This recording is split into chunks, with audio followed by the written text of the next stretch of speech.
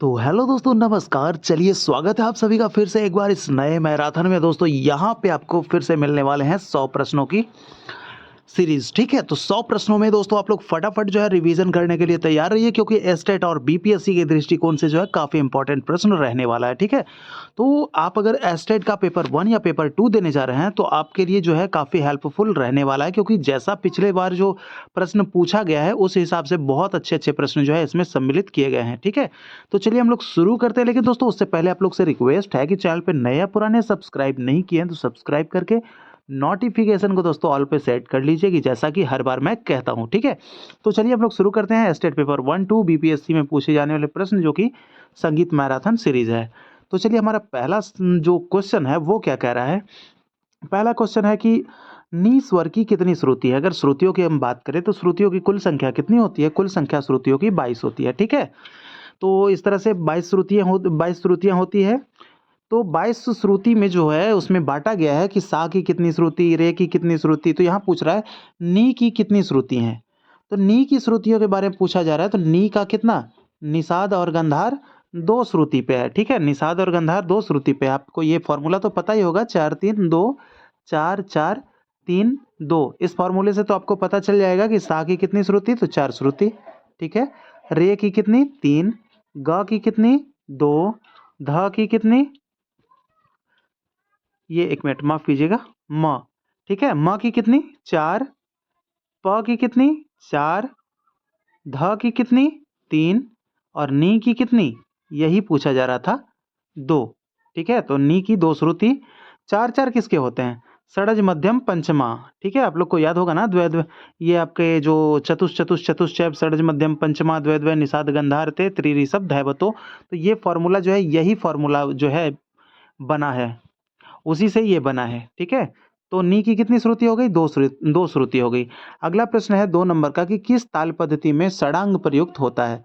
तो षडांग जो है आपके कौन से पद्धति में होता है, तो ये आपके दक्षिणी संगीत यानी कि कर्नाटक संगीत पद्धति में षडांग प्रयुक्त होता है। ठीक है, अगला प्रश्न है कि तिहाई में एक ही बोल समूह को कितने बार बजाया जाता है। देखिए, तिहाई नाम से ही समझ लीजिए, तिहाई है, तिहाई तो एक ही बोल समूह को क्या किया जाता है, 3 बार बजाया जाता है। एक ही बोल समूह को कितने बार, 3 बार। सही जवाब क्या हो जाएगा, 3। तिहाई में एक ही बोल समूह को कितनी बार बजाया जाता है, तो 3 बार। 4 नंबर की तरफ बढ़े।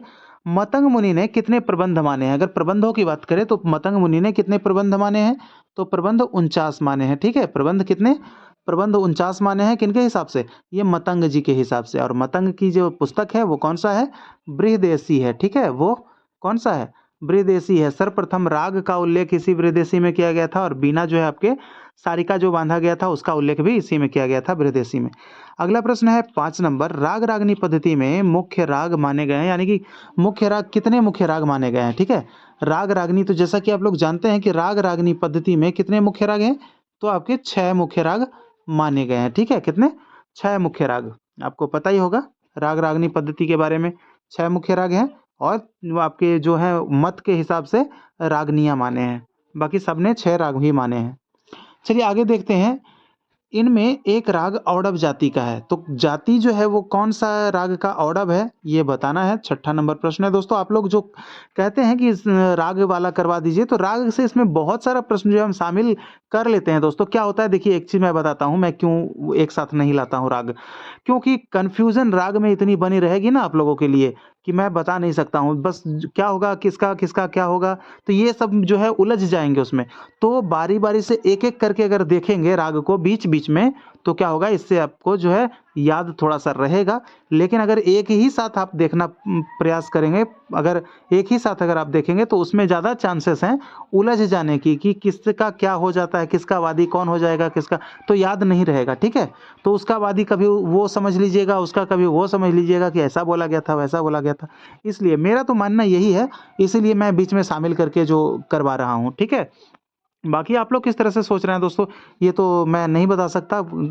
तो बस आप लोगों के यह जवाब दिए कि इसीलिए मैं नहीं जो है शामिल कर रहा हूँ राग का एक स्पेशल।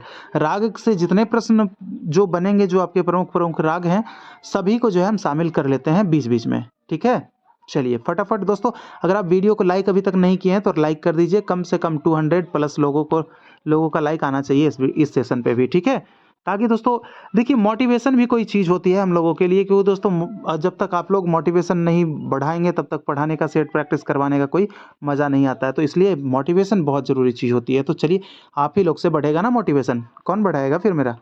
चलिए छठा नंबर है कि कौन सा राग औडव जाति का राग है। बहुत देर हम जो है थोड़ा सा आप लोगों से चर्चा कर लिए। तो देखिए छठे नंबर प्रश्न की बात करें तो औडव जाति की अगर हम राग की बात करें तो राग विभास जो है आपका, राग विभास, इसकी जाति क्या हो जाती है, औडव औडव जाति इसकी बन जाती है। ठीक है, औडव औडव राग विभास में।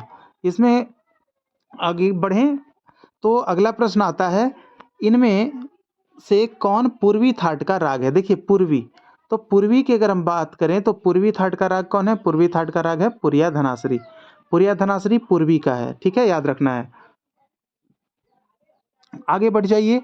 आठवां नंबर प्रश्न है कि इनमें से एक विषम मात्रा की ताल है। तो विषम मात्रा की ताल जो है वो कौन सा ताल है, वो सही जवाब इसका क्या हो जाएगा, रूपक ताल जो है वो विषम मात्रा की ताल होती है। विषम मात्रा रूपक ताल याद रखना है। अगला प्रश्न है, और रूपक ताल में अगर बात कर ले तो 7 मात्रा होती है रूपक ताल में। ठीक है, रूपक ताल के पहले मात्रा पे ही क्या होता है, पहले मात्रा पे ही आपका खाली देखने को मिलता है, पहले मात्रा पे ही ये प्रश्न भी बनते हैं। ठीक है, 9वां नंबर प्रश्न है, उत्तर भारतीय शास्त्रीय संगीत में कुल कितनी श्रुतियां हैं। श्रुतियां भाई, श्रुतियां, श्रुतियां ये मिसटाइपिंग हो गया है। तो उत्तर भारतीय संगीत में कुल 22 श्रुतियां हैं। ठीक है, जैसा कि आप लोग जानते होंगे, तिवरा, कुमुदती, मनरा, छंदोवती, दयावती, रजनी, रिक्तिका, तो ये सब चीज़ तो पता ही होगा आप लोगों को। आगे बढ़ जाते हैं थोड़ा सा, 10वां नंबर पे हम लोग चलते हैं। 10वां नंबर क्या बोल रहा है, 10वां नंबर जो हमारा प्रश्न है कि मींड के लिए पाश्चात्य संगीत में क्या जो है, यहाँ पे आप मींड देखिएगा। ठीक है, ये मन लिखा गया है, आप मींड यहाँ पे मींड देखिएगा, मींड यहाँ पे लिखा हुआ है। ठीक है, मींड के लिए पाश्चात्य संगीत में किसका प्रयोग होता है, तो मींड के लिए, तो मींड के लिए जो प्रयोग होता है वो किसका होता है, स्लर का। ठीक है, मींड के लिए पाश्चात्य संगीत में स्लर का प्रयोग होता है। अगले प्रश्न की तरफ बढ़े। 11 नंबर प्रश्न है कि संगीत पारिजात में कितने राग बताए गए हैं। राग यहाँ पे ग राग, कितने राग बताए गए हैं संगीत पारिजात के हिसाब से अगर रागों की बात करें तो 122 राग बताए गए हैं। 122 राग बताए गए हैं। ठीक है, संगीत पारिजात के लेखक कौन है, तो लेखक हो जाएंगे इसके पंडित अहोबल। ठीक है, अहोबल जी। चलिए अब आगे बढ़ जाते हैं, संगीत पारिजात में हो गया। अगला प्रश्न है हमारा कि 3 ताल में 5वीं मात्रा पर कौन सी ताली आती है। तो 3 ताल की बात करें तो मात्रा इसके कितने होते हैं, 16 मात्रा। विभाग कितने, विभाग 4, और इसमें अगर बात कर ले तो एक होता है 1, 5 और 13 पे ताली, और 9 पे इसका होता है खाली। तो क्या पूछा जा रहा है, 5वीं मात्रा पे कौन सा, तो 5वीं मात्रा पे दूसरी आएगी ना। ये पहली ताली तो पहली मात्रा पे है, दूसरी है 5वीं मात्रा पे, और तीसरी ताली 13वीं मात्रा पे होता है दोस्तों, याद रखिएगा। तो दूसरी किस पे है, 5वीं पे, तो 5वीं हमारा जो जवाब हो जाएगा 5वीं ताली। ठीक है, 5वीं, ये क्या ऑप्शन में 5वीं मात्रा पर कौन सी ताली आती है भाई, ये आपका 5वीं ताली नहीं, यहाँ पे जो गड़बड़ हो रहा है ये आपकी तीसरी, ये दूसरी ताली ना आएगी। हाँ, जैसा कि मैंने अभी बता ही दिया आप लोगों को, दूसरी ताली थोड़ा सा हो जाता है, माफ़ कीजिएगा, थोड़ा सा दूसरी ताली आती है। चलिए एक चीज़ दोस्तों कि वो वाले जो हम सेशन करवाए थे उसमें क्या हुआ कि आप लोग जो कुछ कमेंट कर रहे हैं दोस्तों, बिल्कुल आप लोग कमेंट किया कीजिए, क्योंकि ऐसा मैंने एक 71 नंबर प्रश्न के बारे में देख रहा था कि आप लोगों ने कमेंट किया था कि उसका वो होगा, जो बिल्कुल आप लोग जो कमेंट किए हैं वही होगा। ठीक है, पता नहीं मैंने क्या बोल दिया है उस सेशन में, थोड़ा सा अगर मिस हो गया हो तो कोई बात नहीं, लेकिन जो आप लोग कह रहे हैं कि कल्याण का है तो वो कल्याण का ही होगा। ठीक है, हमने उसको देखा है, अच्छे से देखा है, वो कल्याण का ही होगा, पीडीएफ उसका देखे थे हम। ठीक है, और दोस्तों देखिए एक चीज़ और बता दें आपको कि पीडीएफ के लिए आपको अगर चाहिए पीडीएफ तो आप लोग टेलीग्राम ज्वाइन कर सकते हैं। टेलीग्राम चैनल जो है आपका जीना नॉलेज के नाम से है। ठीक है, जीना नॉलेज के नाम से है, उसमें आप लोग ज्वाइन कर लीजिए और आपको वहाँ पे पीडीएफ जो है आपको प्रोवाइड हम करवा देंगे वहाँ पे। ठीक है, चलिए तो आगे बढ़ जाते हैं। 13वां नंबर है कि कौन सा राग बिलावल थाट का है। देखिए दोस्तों राग का प्रश्न शामिल है ना, बिल्कुल है। तो कौन सा राग जो है बिलावल थाट का है, तो बिलावल थाट का राग बताना है, तो इसका जवाब क्या हो जाएगा, बिलावल, जिसमें क्या होते हैं कि सारे जो हैं स्वर शुद्ध प्रयोग किए जाते हैं बिलावल में। तो जवाब हमारा हो जाएगा कौन सा राग है बिलावल थाट का, तो ये आपका संकरा। और दक्षिण संगीत में किस इसको क्या कहा जाता है, दक्षिण संगीत में बिलावल को, तो वो धीर संकरा भरण है। ठीक है, धीर संकरा भरण के नाम से जानते हैं दक्षिण के जो धीरभरण संकरा है ना, वो यहाँ के बिलावल थाट के समान है। ठीक है, चलिए आगे बढ़ जाते हैं। पस्तो ताल में कितनी मात्राएं होती है? तो पस्तो की बात करें तो पस्तो ताल में कितनी मात्रा? तो पस्तो ताल में 7 मात्रा हो जाते हैं आपके। ये भी आपके क्या है, रूपक ताल और पस्तो ताल, ये दोनों 7 मात्रा के ताल होते हैं। ठीक है, और ताल के नाम से याद आया कि ताल के 10 प्राण होते हैं। चलिए आगे बढ़ जाते हैं। अगला प्रश्न 15 नंबर की गत के कितने प्रकार होते हैं? तो गत के अगर प्रकारों की हम बात करें तो गत 2 प्रकार के होते हैं। ठीक है, कौन कौन से गत होते हैं? एक मसीद खानी गत, मसीद खानी जो कि जिसको क्या कहा जाता है, दिल्लीबाज। मसीद खानी गत ये आपके किस में बजते हैं?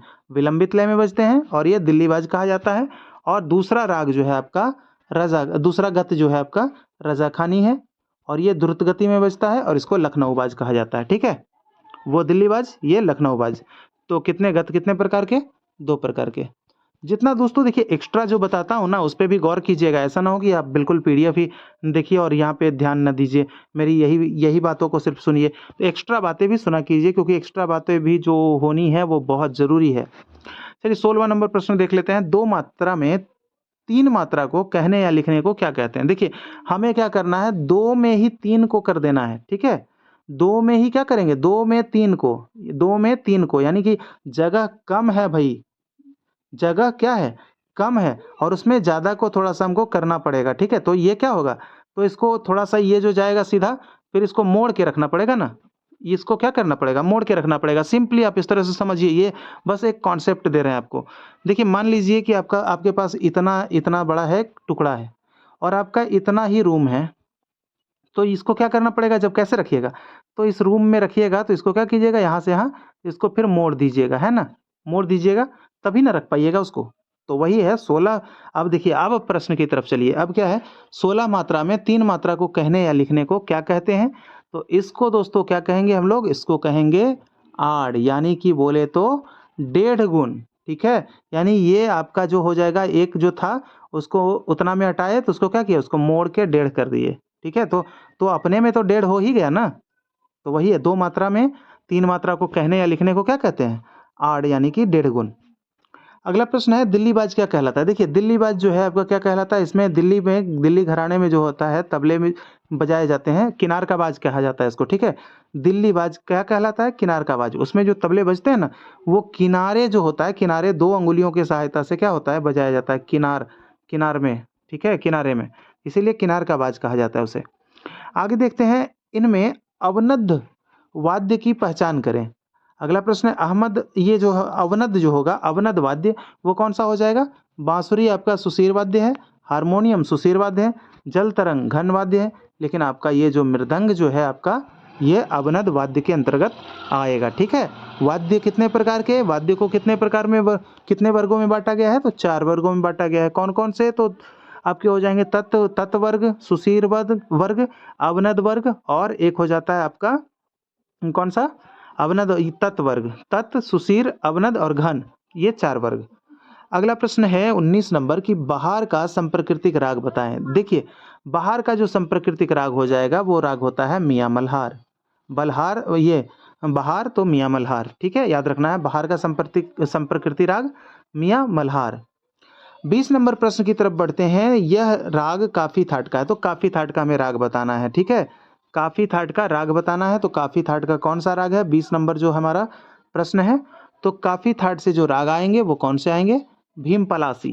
ठीक है, कौन सा राग, भीम पलासी जो है आपका काफी थाट का राग माना जाता है, भीम पलासी। ठीक है, चलिए आगे देख लेते हैं। आगे क्या है, किसी के ध्वनि की पहचान किसके द्वारा की जाती है? देखिए ये यहाँ पे आपके नाद से ये प्रश्न है। ठीक है, किसी के ध्वनि की पहचान किसके आधार पर की जाती है? तो नाद की तारता, नाद की तीव्रता, नाद के जातीय अथवा गुण, या उपयुक्त सभी। तो देखिए यहाँ पे हम ऑप्शन इसलिए पढ़े ताकि थोड़ा सा यहाँ पे समझना है। देखिए आ गया ना, नाद जो आप लोग पढ़े हैं 3 प्रकार के जो आप लोगों को बताए हैं, तो जाति अथवा गुण के ही आधार पे क्या करते हैं, हम उसके आवाज से उसको पहचानते हैं कि कौन सा स्वर निकल रहा है और किसका स्वर है। ठीक है, चलिए अब आगे देख लेते हैं। कहरवा ताल में कितनी ताली होती है? तो कहरवा ताल की अगर हम ताली की बात करें तो कहरवा ताल में कितनी ताली, कहरवा ताल में एक ताली होती है, ठीक है, कहरवा ताल में एक ताली। और कहरवा ताल की अगर बात करें मात्रा की, तो इसमें कितने मात्रा होते हैं? चलिए फटाफट पहले आप लोग कमेंट कर दीजिए, मैं बताता हूँ। तो ये मात्रा हो जाते हैं आपके 8, ठीक है। कहरवा में कितने मात्रा?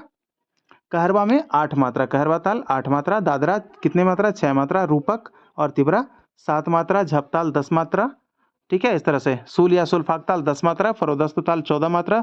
धमार ताल 14 मात्रा। दीपचंदी ताल 14 मात्रा। तीन ताल 16 मात्रा। इस तरह से आप लोग याद कर लीजिए, बहुत सारे जो जितने भी ताल हैं लगभग आप लोग सब याद कर लीजिए, ठीक है। टप्पा ताल 16 मात्रा। जत ताल ये आपके कितना हो जाते हैं? 16 मात्रा। गजम्पा 15 मात्रा। पंचम सवारी 15 मात्रा। तो इस तरह से जो है इतना जितना मैंने बताया ये सब नोट भी कर लीजिए आप लोग, अगर याद है तो बहुत अच्छी बात है, बहुत अच्छे स्टूडेंट हैं आप, ठीक है। चलिए आगे देखते हैं, राग जौनपुरी किस थाट का राग है? देखिए राज लिखा जाता है, कोई बात नहीं, आप लोग तो समझते ही हैं। तो राग जौनपुरी किस थाट का राग है? तो जौनपुरी के बारे में बताना है, तो जौनपुरी जो हो जाएगा आसावरी, ठीक है, आसावरी। और राग जौनपुरी के जो रचनाकार हैं वो कौन है भाई? वो कौन है? सुल्तान हुसैन सरकी, ठीक है। राग जौनपुरी के रचनाकार सुल्तान हुसैन सरकी, ये जो है कहाँ रहते थे? जौनपुर में रहते थे, ठीक है, याद रखिएगा। अगला प्रश्न है कि किस वर्ष संगीत पारिजात लिखा गया? तो संगीत पारिजात जो लिखा गया उसकी वर्ष अगर बता दें तो संगीत पारिजात का वर्ष है आपका 1650 ईस्वी। चलिए यहाँ से आपसे एक प्रश्न कर लेते हैं आज। तो ये कौन सा जो है लेखक संगीत पारिजात के लेखक हैं, ठीक है, कौन से, किनको कहा जाता है संगीत पारिजात के लेखक? संगीत पारिजात किसने लिखा? ठीक है, किसी भी प्रकार से प्रश्न कर सकते हैं आप लोग, प्रश्नों का जवाब तो वही होगा, आप लोग फटाफट जो है जवाब दीजिए। चलिए आगे देखते हैं। अगला प्रश्न है यति के कितने प्रकार होते हैं? ठीक है, तो यति के अगर प्रकारों की हम बात करें तो यति के 5 प्रकार होते हैं, ठीक है। यति के कितने प्रकार? यति के 5 प्रकार। चलिए आगे बढ़ जाते हैं। यति के 5 प्रकार आप लोग को पता हो गया, जैसे कि उसमें आता है बहुत सारा जो है, गोपुच्छा है, मृदंग है, उसके बाद फिर और बात कर ले तो वो सब आते हैं। तो आप लोग जो है ये सब चीज़ों को याद रखिएगा, ठीक है। मैं बता चुका हूँ, बहुत बार बताया हूँ, अगर पिछला सेशन नहीं देखे हैं तो जाके वहाँ देख लीजिए, क्योंकि जब भी मैं एमसीक्यूज़ करवाता हूँ तो हर बार मैं हर जितने भी जो प्रश्न होते हैं ना, तो उससे रिलेटेड मैं व्याख्या ज़रूर करता हूँ, ठीक है। व्याख्या उससे रिलेटेड बहुत ज़रूरी है करना भी, और करता भी हूँ। देखिए अगला प्रश्न की तरफ हम बढ़ें तो 26 नंबर, सितार में मुख्य तारों की संख्या कितनी होती है? तो सितार में अगर बात कर ले मुख्य तारों की संख्या 7 होती है, ठीक है। सितार में कितने तार? सितार में 7 तार होते हैं। और सितार के पहले तार को कौन सा तार? बाज का तार कहते हैं। और चिकारी का तार कौन सा होता है? सितार का छठा तार जो होता है वो चिकारी का तार होता है, चिकारी। और 7वां तार पपैया का तार होता है, याद रखिएगा उस चीज़ को।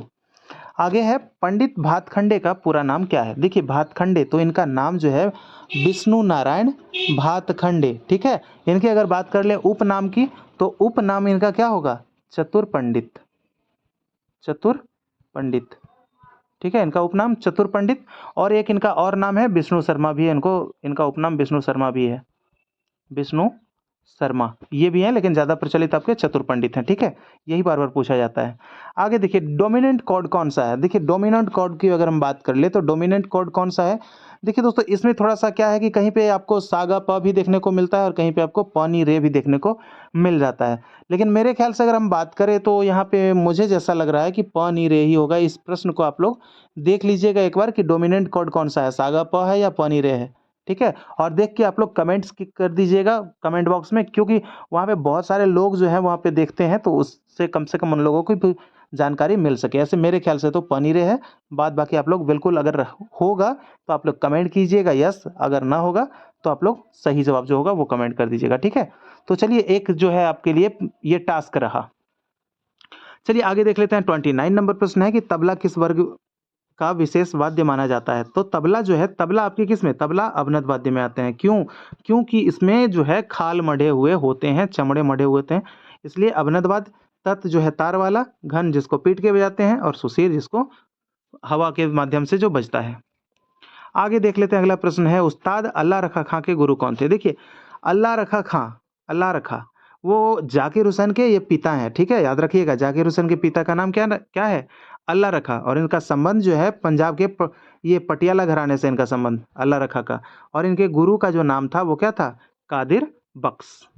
कादिर बख्श अल्लाह रखा खां के गुरु थे। ठीक है, आगे बढ़ जाते हैं। पंडित कृष्ण महाराज कौन सा वाद्य यंत्र बजाते थे? तो पंडित कृष्ण महाराज की अगर हम बात कर लें तो वो कौन सा सॉरी किशन होगा ना, कृष्ण क्यों, क्योंकि कृष्ण का तो मैं नाम ही नहीं सुना हूँ अभी तक कृष्ण महाराज, ये किशन महाराज है। ठीक है, किशन, पंडित किशन महाराज जो है कौन सा वाद्य यंत्र बजाते थे? तो किशन महाराज जो है आपके कौन सा, तबला बजाते थे। ठीक है, पंडित किशन महाराज तबला बजाते थे। और पंडित किशन महाराज का घराना कौन सा है दोस्तों? फटाफट आप लोग कमेंट कीजिए कि पंडित किशन महाराज का कौन सा घराना है, कौन से घराने से आते हैं। आगे देखिए, अगला प्रश्न है 32 नंबर की, राग में कम से कम कितने स्वरों की आवश्यकता होती है या प्रयोग किए जाते हैं? तो कम से कम जो होते हैं वो कितने स्वर होते हैं राग में? कम से कम 5 स्वर होते हैं। और अधिक से अधिक जो होते हैं वो कितने? अधिक से अधिक 7, कम से कम 5। तो आपका सही जवाब 5 हो जाएगा इसमें। अगला प्रश्न है, इनमें से खुले बोल की ताल बताएं। तो खुले बोल की ताल कौन होती है? तो खुले बोल की ताल जिसपे कि आपका ध्रुपद के साथ जो बजाया जाता है, चार ताल, तो चार ताल को खुले बोल की ताल कहा जाता है। ठीक है, आगे देख लेते हैं। फरोदस्त ताल में कितनी मात्राएं होती है? तो फरोदस्त की अगर हम बात करें तो फरोदस्त ताल में 14 मात्राएं होती है। ठीक है, फरोदस्त ताल में कितनी मात्राएं? फरोदस्त ताल में 14 मात्राएं होती है। आगे देखिए, ये आप 28 जो देख रहे हैं ना ऑप्शन नंबर ए में, 28 जो है ये आपका ब्रह्म ताल का है। ठीक है, ब्रह्म ताल का है। और ये 15 जो है पंचम सवारी का है। चलिए आगे देख लेते हैं। पखावज वादक स्वामी पागलदास का मूल नाम क्या था? देखिए, पागलदास तो आपको याद रखना है, पागलदास का मूल नाम राम शंकर दास। ठीक है, शंकर दास, राम शंकर दास जो है क्या, ये पखावज वादक थे। ठीक है, आगे देख लेते हैं। सा और प कौन से स्वर हैं? तो सा और प कौन से स्वर हैं? देखिए, कभी कभी क्या होगा कि ऐसा अगर पूछा जाए ना तो आप लोग ऑप्शन की तरफ नज़र दौड़ा लीजिएगा। ठीक है, ऑप्शन की तरफ देख लीजिएगा, पहले पहले ही जो है आपको हैरान नहीं होना है। ठीक है, ऑप्शन की तरफ नज़र दौड़ाइएगा तो आपको पता चल जाएगा कि क्या पूछना क्या चाह रहा है। देखिए, तो वही पूछना चाह रहा है कि कौन से स्वर हैं, अचल हैं, अचल हैं, क्या है? तो ये आपके अचल स्वर हैं जो कि चलते नहीं हैं।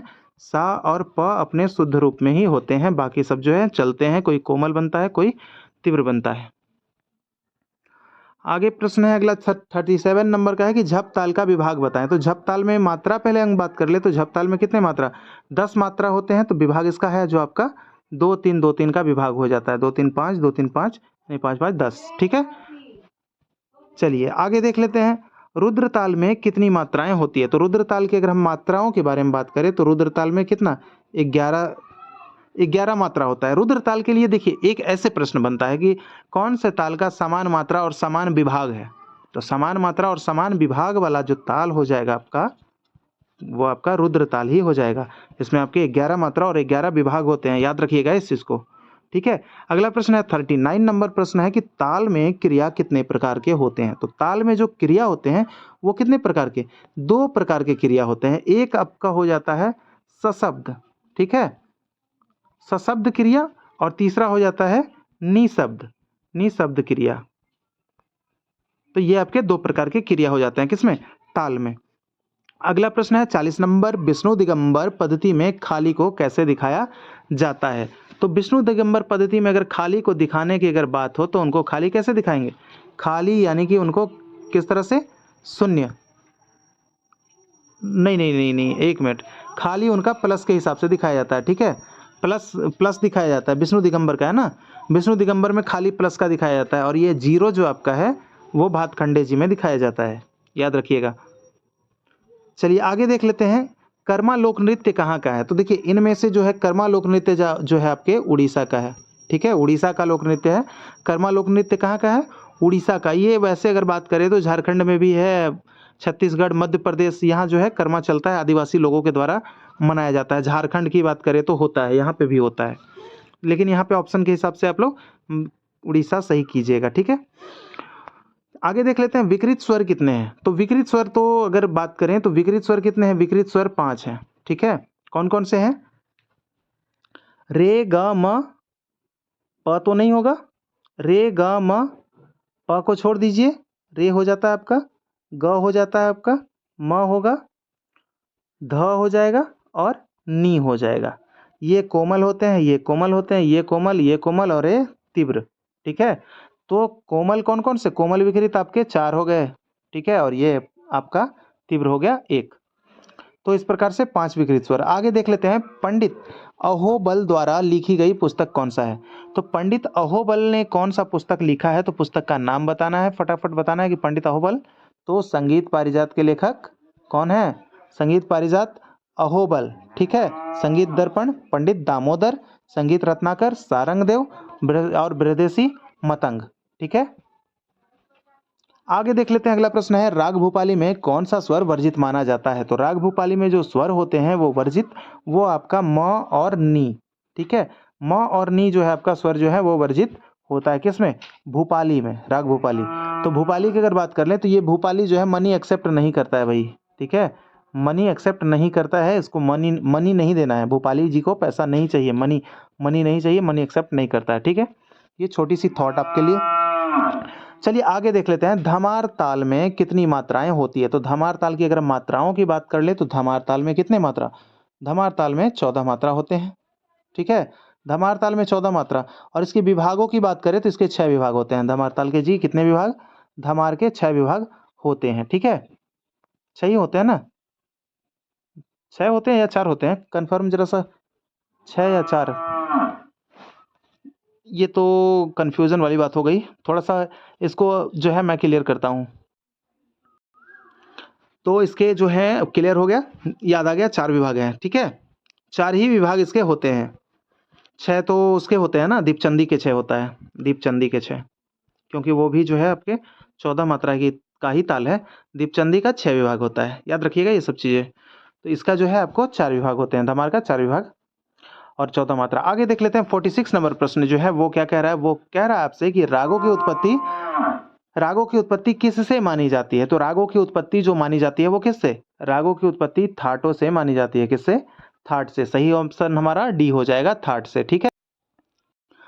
चलिए अगला प्रश्न हम लोग देखने वाले हैं, 47 नंबर का प्रश्न है कि सारे ग प ध सा, सारे ग प ध सा स्वर समूह किस राग का है। देखिए स्वर समूह जैसा कि मैंने ऊपर में जो अभी आपको बताया है कि म और नी इसमें एक्सेप्ट नहीं करता है, किसमें, राग भूपाली में। यहाँ पे आप लोग देखिए म और नी इसमें नहीं है, ठीक है, इसमें नहीं है, तो कौन सा राग हो जाएगा, भूपाली हो जाएगा, ठीक है। यह किसका है, भूपाली का।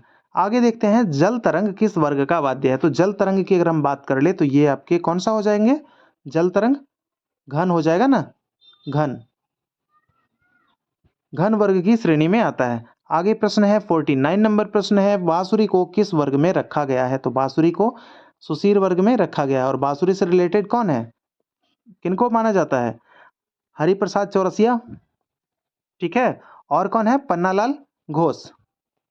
आगे देखिए, किस ताल में एक ताली तथा एक खाली होती है। एक ताली और एक खाली वाला जो आपका है वो कौन सा है, वो आपका हो जाएगा दादरा। इसमें एक ताली और एक खाली होता है, ठीक है। एक ताली पहली मात्रा पे शायद इसमें ताली होती है और चौथी मात्रा पे खाली होती है दादरा में, ठीक है। चलिए आगे बढ़ जाते हैं, अगला प्रश्न जो है वो आप लोग को देखना है, 51 नंबर का प्रश्न है। तो इसमें क्या कह रहा है कि इनमें से कौन कल्याण थाट का राग है। तो कल्याण थाट का राग के बारे में पूछा जा रहा है। तो कल्याण थाट का राग बताइए। तो यमन कल्याण, ये क्या है, यमन के नाम से भी जाना जाता है, यमन कहिए कल्याण कहिए सेम, तो कल्याण हो जाएगा आपका, ठीक है।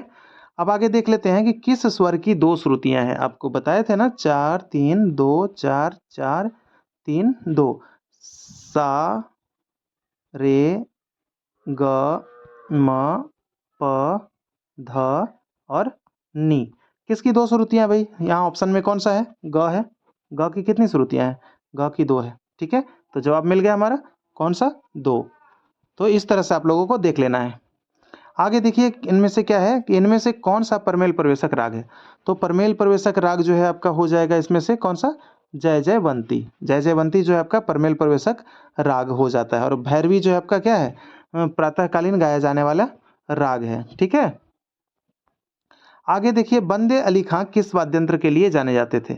तो बंदे अली खां जो है ये किस घराने के हैं, किराना घराने के हैं। बंदे अली खां किराना घराने से इनका संबंध है। और ये जो है वाद्यंत्र बीन के लिए जाने जाते हैं, ये बीन के लिए, ये क्या थे, ये बीनकार थे, ठीक है, बंदे अली खां। आगे देखते हैं 55 नंबर प्रश्न जो है हमारा कि दक्षिण संगीत पद्धति में कौन सी वर्गीकरण पद्धति प्रचलित है। तो दक्षिण की अगर हम बात करें तो कौन सी पद्धति, तो वहां पे मेल होता है, क्या होता है, मेल। हमारे यहाँ क्या चलता है, थाट, यानी कि उत्तरी संगीत में थाट और दक्षिण में मेल। ठीक है, मेल वर्गीकरण वहाँ। आगे देखिए, राग तत्व विबोध, यहाँ पे राग तत्व विबोध के लेखक कौन है?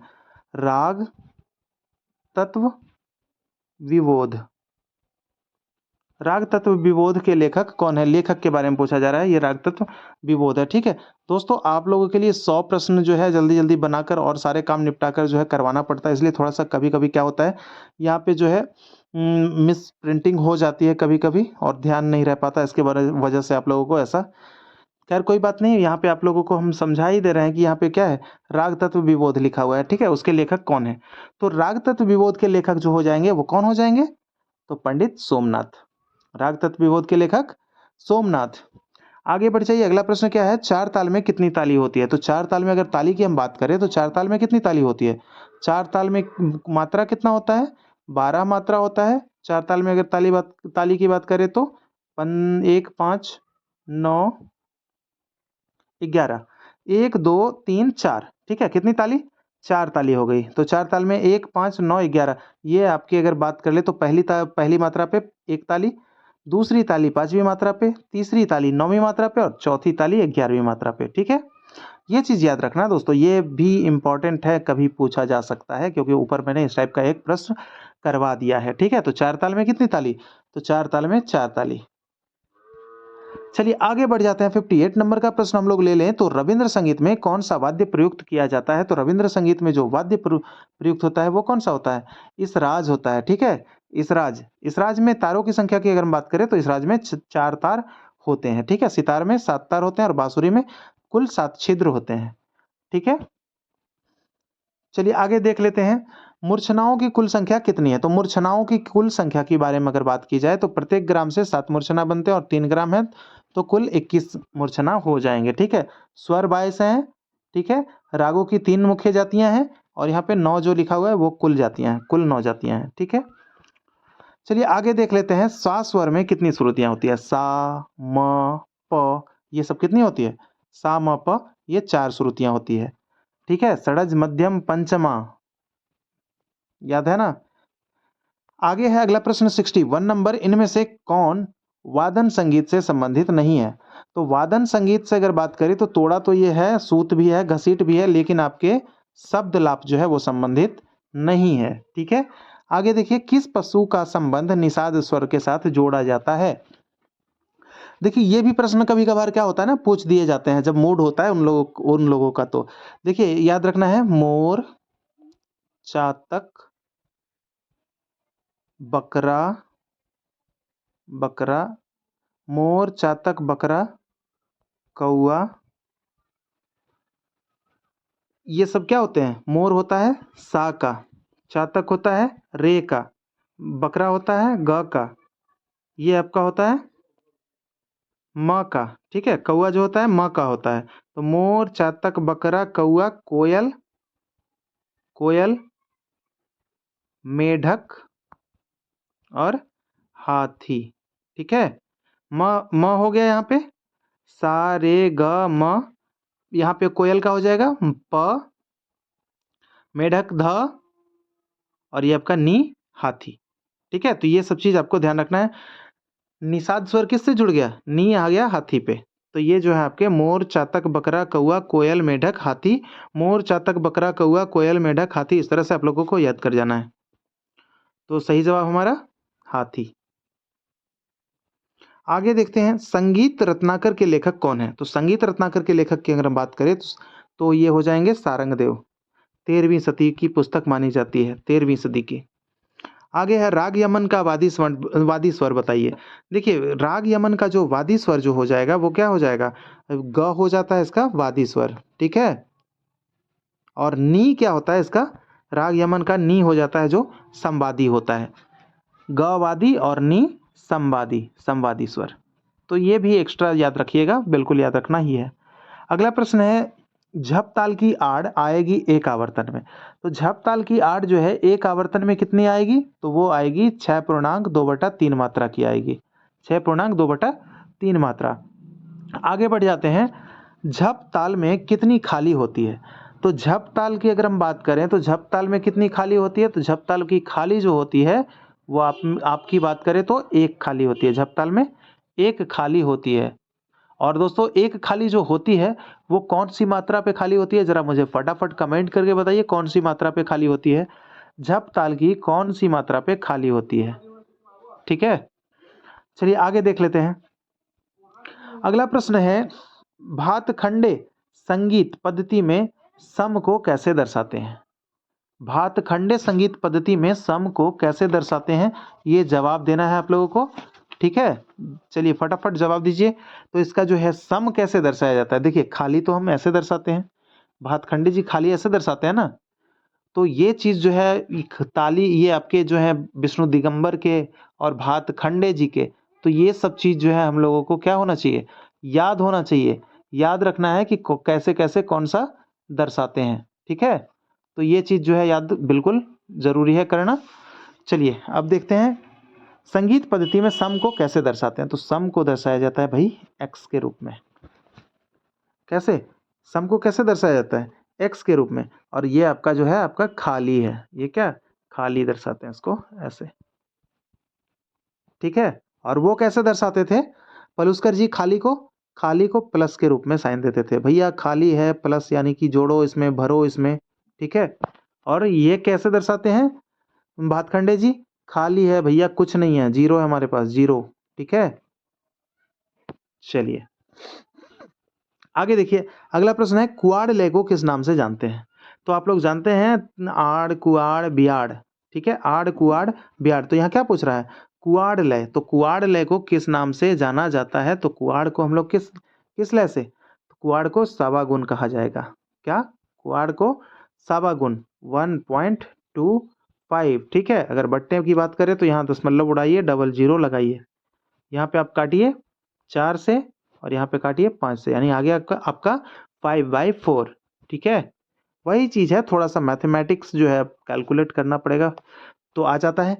69 नंबर प्रश्न, आगे बढ़ जाते हैं। इनमें से एक काफी थाट का राग है। देखिए काफी थाट का राग बताना है, तो काफी थाट का राग इसमें से कौन हो जाएगा आपका, तो काफी थाट क्या है, वृंदावनी सारंग। ठीक है, वृंदावनी सारंग जो है वो काफी थाट का राग माना जाता है। और ये आप इस तरह से आप थॉट बनाइए इसको कि वृंदावन जो है कृष्ण भगवान क्या है, वृंदावन में है ना, वृंदावन के जो कृष्ण भगवान है दुनिया के लिए काफी हैं। ठीक है, तो ये काफी, वृंदावनी सारंग काफी।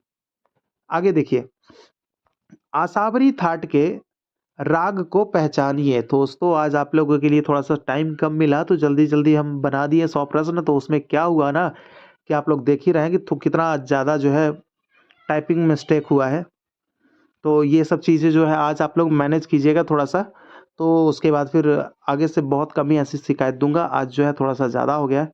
तो असावरी थाट का राग को पहचानिए। तो असावरी थाट के राग को पहचानना है, तो असावरी थाट का राग कौन सा हो जाएगा, तो ये आपके हो जाएंगे दरबारी। ठीक है, असावरी का हो जाता है जौनपुरी, देसी, दरबारी, ये सब क्या है असावरी थाट का राग है। ठीक है, चलिए आगे बढ़ जाते हैं। टॉनिक कोड किस स्वर से शुरू होता है। टॉनिक कोड की अगर हम बात करें किस स्वर से शुरू होता है, तो ये आपके सा स्वर से शुरू होता है टॉनिक कोड। ठीक है, टॉनिक कोड सा स्वर से शुरू होता है। आगे प्रश्न है 72 नंबर का कि ताल में कितने प्रकार के अंग होते हैं। तो भैया ताल के कितने अंग, हम लोग बहुत अच्छे से पढ़ चुके हैं ये सब। ताल के 6 अंग। ठीक है, ताल के कितने अंग, 6 अंग होते हैं। आगे चलिए, अगला 73 नंबर प्रश्न है कि 3 ताली तथा एक खाली वाला ताल कौन है। 3 ताली तथा एक खाली, जिसमें कि 3 ताली हो और एक खाली हो, तो वो आपका कौन सा हो जाएगा, कौन सा ताल, उसमें आपका आता है 3 ताल। ठीक है, 3 ताल आएगा, 3 ताल में 3 ताली और एक खाली। ठीक है, 3 ताल में 3 ताल का मात्रा 16। तो खाली कहाँ कहाँ आएगा, जैसा कि मैंने बताया ही आपको, वह एक पे, और ये एक हो गया आपका, 5 हो गया और 13, यानी कि 3 ताली और आपके 9 पर एक खाली हो जाता है। ठीक है, ये सब एक्स्ट्रा चीज़ें हैं जो नोट करने वाली है। ठीक है, क्योंकि मैं बोल रहा हूँ ये सब चीज़ें जो आपके माइंड से फिर निकल जाएगी अगर सेशन आगे बढ़ जाएगा तो इसलिए नोट करने वाली बातें हैं ये सब। जैसे आप नोट कर लीजिए, माइंड में नोट करनी है तो नोट कर लीजिए माइंड में ही। अगर आपको याद है तो बहुत अच्छी बात है, आपका रिवीजन हो रहा है। चलिए आगे देखते हैं, राग भैरव का गायन समय कब माना जाता है। तो देखिए यह राग भैरव जो है, सबसे पहले बात करें तो यह संधि प्रकाश राग है। ठीक है, भोर जो है आपका प्रातःकालीन संधि प्रकाश राग है। यह सुबह में 4 से 7 के बीच में गाया जाता है। ठीक है, संधि प्रकाश राग। तो जवाब क्या हो जाएगा इसका? सही जवाब हो जाएगा ऑप्शन नंबर सी, प्रातः काल। राग भैरवी का गायन समय प्रातः काल। ठीक है, आगे देखिए अगला प्रश्न क्या कह रहा है। अगला प्रश्न कह रहा है कि इनमें से कौन सा थाट नहीं है। थाट, जैसा कि हम लोग जानते हैं हमारे हिंदुस्तानी संगीत पद्धति में 10 थाटों का प्रचलन है। 10 थाट बनाए गए किनके द्वारा? पंडित भातखंडे जी द्वारा। कैसे बनाया गया? तो 72 जो था ना आपका वेंकट मुखी जी के 72 मेलों के आधार पर ये 10 थाट बनाए गए हिंदुस्तानी संगीत पद्धति के भातखंडे जी के द्वारा। ठीक है, विष्णु नारायण भातखंडे। चलिए, तो इनमें से कौन सा जो है आपका थाट नहीं है? तो भैरव तो थाट होता है, खमाज होता है जी, कल्याण भी होता है, लेकिन पुरिया धनाश्री जो है आपका थाट नहीं है। ठीक है, तो चलिए ये मुझे कमेंट करके बताइए कि पुरिया धनाश्री जो है आपका किस थाट का राग है? पुरिया धनाश्री किस थाट का राग माना जाता है? किस थाट का ये राग है? ठीक है, यह प्रश्न आपके लिए। आगे है 76 नंबर, गायन शैली जिसमें पखावज की संगत होती है कौन है? वह गायन शैली जिसमें पखावज की संगत होती है, तो भैया आपके ध्रुपद जो है ये 4 ताल के साथ साथ पखावज की संगत इसमें होती है। किसमें? ध्रुपद में।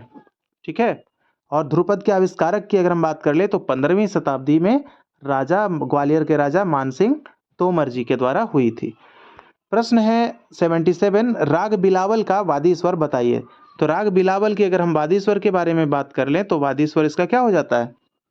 वादी स्वर हो जाता है ध। ठीक है, वादी स्वर ध। अगर संवादी की बात करें तो संवादी हो जाएगा इसका ग हो जाता है ये संवादी, ध ग। ठीक है, ये आसावरी का भी होता है ध ग, और बिलावल का भी है। तो इस तरह से जो है जितने भी ऐसे इस तरह के जो हैं जिनका जो सेम है नाम वादी संवादी जिनका सेम है, तो उन सब रागों को अलग अलग करके भी आप लोग लिख सकते हैं, और जिनका गायन समय सेम है उन सब रागों को भी अलग अलग करके आप लोग याद करने के तरीके से आप लोग इसको बना सकते हैं। ठीक है, आगे देखते हैं 78 नंबर का प्रश्न कि निम्न में से कौन सा राग असावरी थाट का है? चलिए, असावरी थाट से बताना है। असावरी थाट से जो राग है वो कौन सा हो जाएगा? असावरी, जौनपुरी, देसी, उसी समय तो हम बताए थे ना, तो यहाँ पे आपका है देसी। देसी जो है किससे है? असावरी थाट का राग माना जाता है। अब आइए 79 नंबर का प्रश्न की ओर हम बढ़ते हैं। तो 79 में क्या कह रहा है? नाद कितने प्रकार के बताए गए हैं? नाद कितने प्रकार के?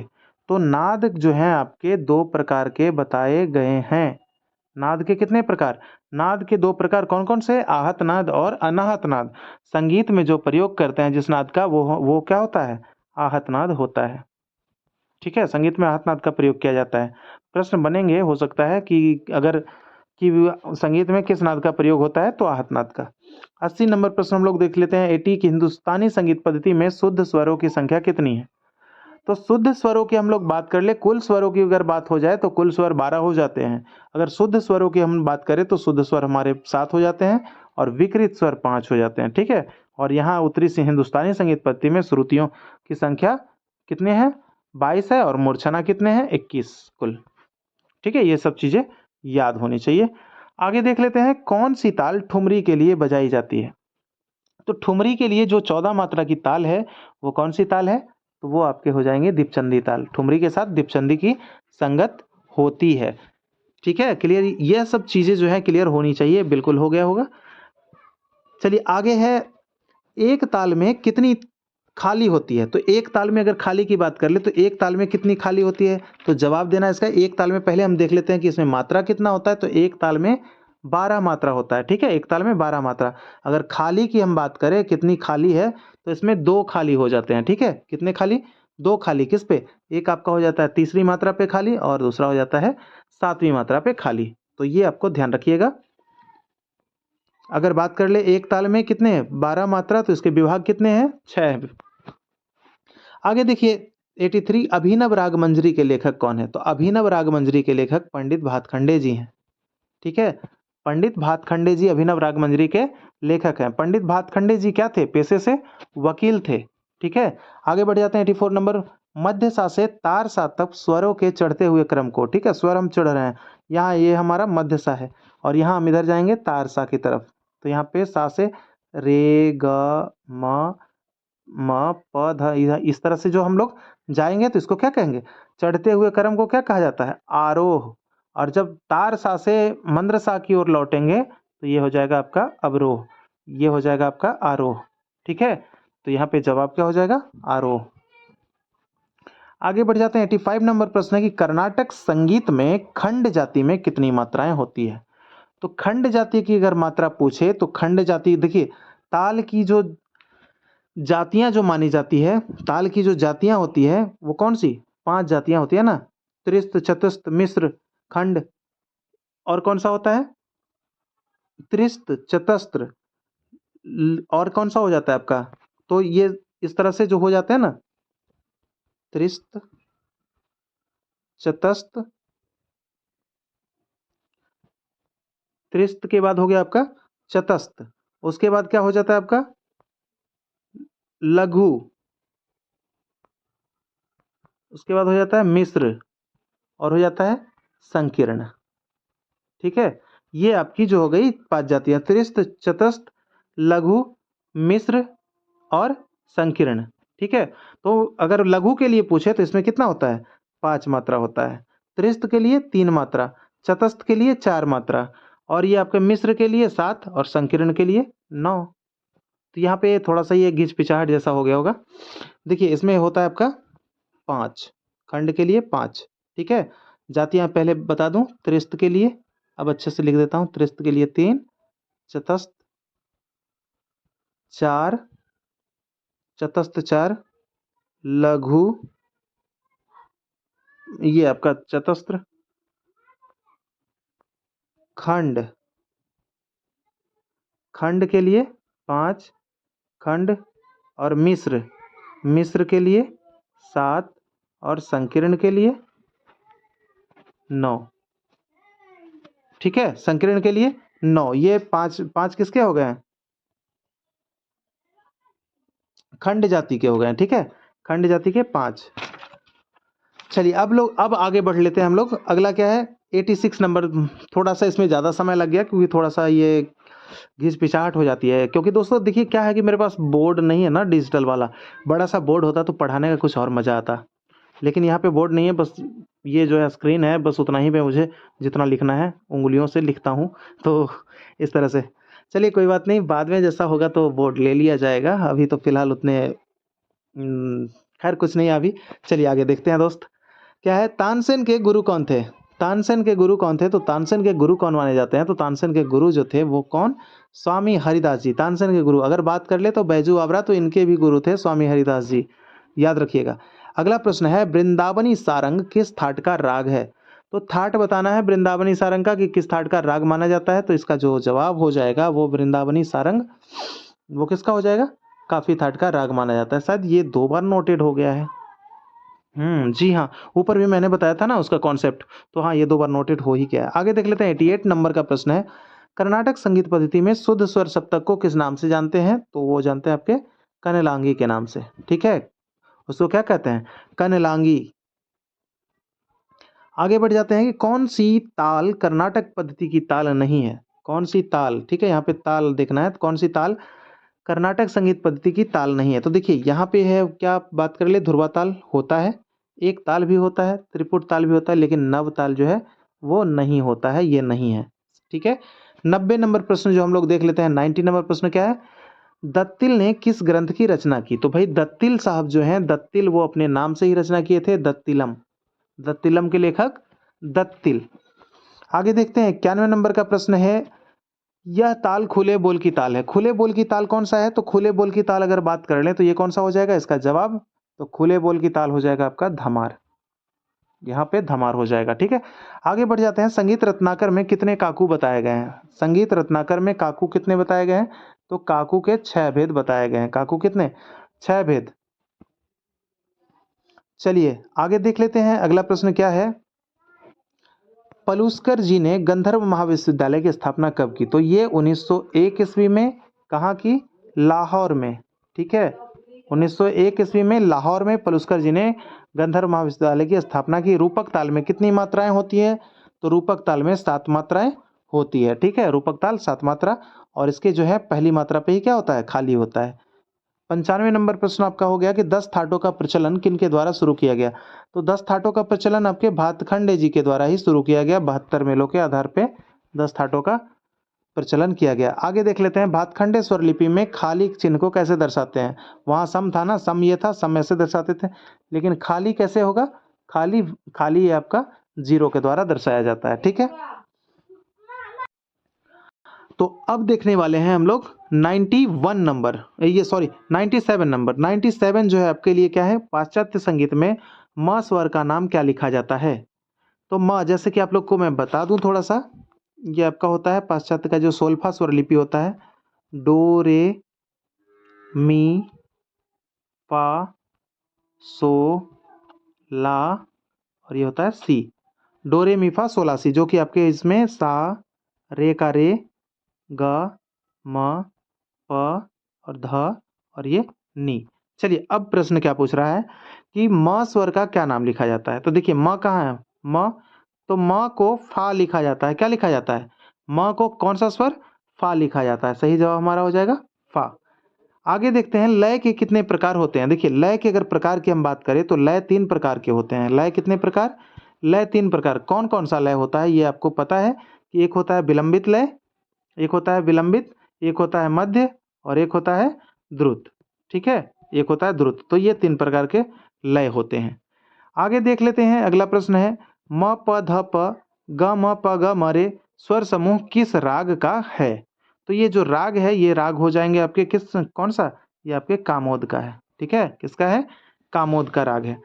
अगला और लास्ट प्रश्न जो है हम लोगों का, हम लोग शतक मार दिए हैं, और शतक वाला जो हमारा प्रश्न है 100 नंबर का, झप ताल की दुगुन एक आवर्तन में कितनी मात्राओं की होगी। तो झप ताल का दुगुन जो है वो एक आवर्तन में, अगर मात्रा की हम बात कर लें तो झप ताल में मात्रा कितने होते हैं, 10। अगर हम इसका दुगुन कर देंगे तो वो क्या, कितने मात्रा में सिमट जाएगा, 5 मात्रा में। तो सही जवाब इसका 5 हो जाएगा। ठीक है, तो चलिए इस तरह से आपके जो है दोस्तों 100 प्रश्न जो है आपके क्लियर हो गए। और मैं आपसे पूछना चाहूँगा कि आज का सेशन आपको कैसा लगा है, और अच्छा लगा है तो आप लोग सेशन को शेयर और वीडियो को लाइक तो ज़रूर कर दीजिए।